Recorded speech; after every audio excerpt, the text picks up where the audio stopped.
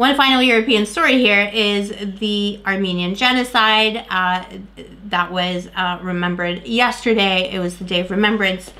And the European Union and most European countries don't struggle with the idea that a genocide happened in Armenia, a genocide of Armenian people happened at the beginning of the 20th century. The guy who came up with the term genocide, Raphael Lemkin, and later used that to describe what happened to the Jewish people in the Holocaust. And that's also a very important part of kind of the history of universal justice and those types of ideas in Europe.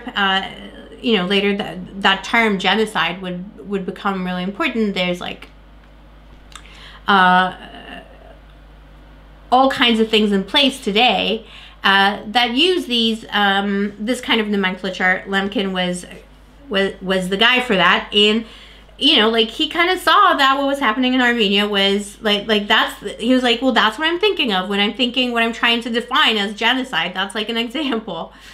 The European Union, I think officially as the European Union recognized this in like 2000 or something, just like officially call it a genocide. The present government of Turkey is a nationalist government, so they're gonna, like, it's part of their brand to oppose any kind of, like, you know, any justice, any truth-telling, things like that. So they hate it when people mention the Armenian genocide, but it's all for show. Like, Erdogan doesn't care. He's like, here's another leader where it's like the Erdogan show. He doesn't really care. It's part of his nationalist brand. So Biden came out and recognized the Armenian genocide.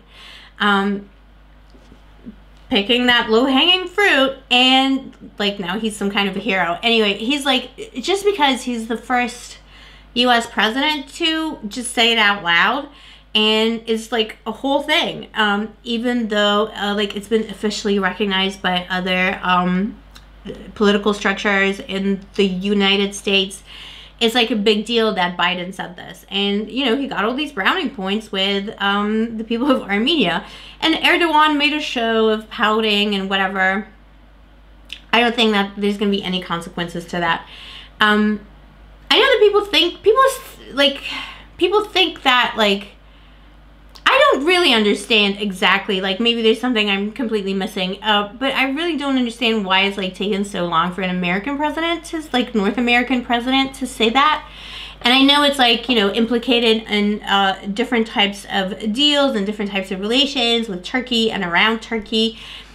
But at the same time, I think it's just, like, I honestly just don't think that most people before him just thought it was a major deal, and I think some people just don't care about the universal justice of it. Like the Bushes, the Clintons before, like, they just don't care. It's just not big enough. It's just a tiny little country in Europe.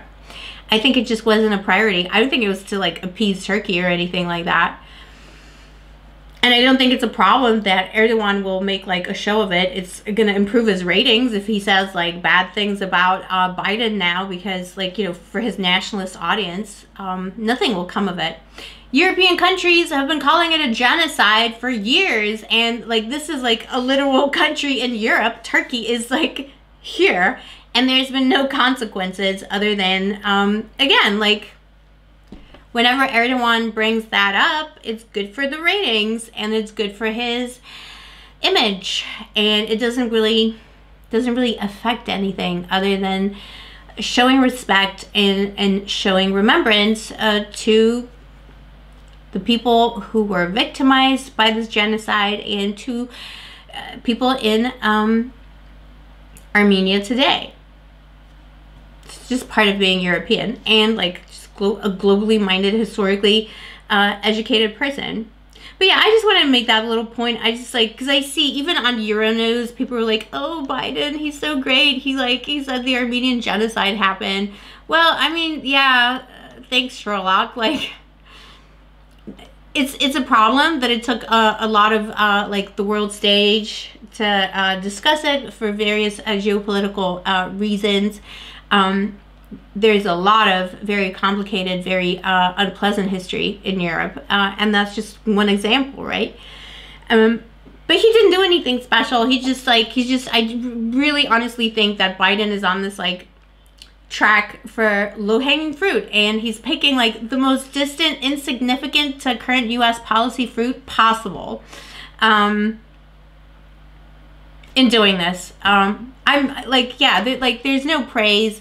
Yeah, it's good that it was acknowledged, but it really should not, this should not be like people praising him for that. This is like the least he could do. The least. And it's not news for anyone else in the world. It's just news to one of the most powerful men in the world, apparently.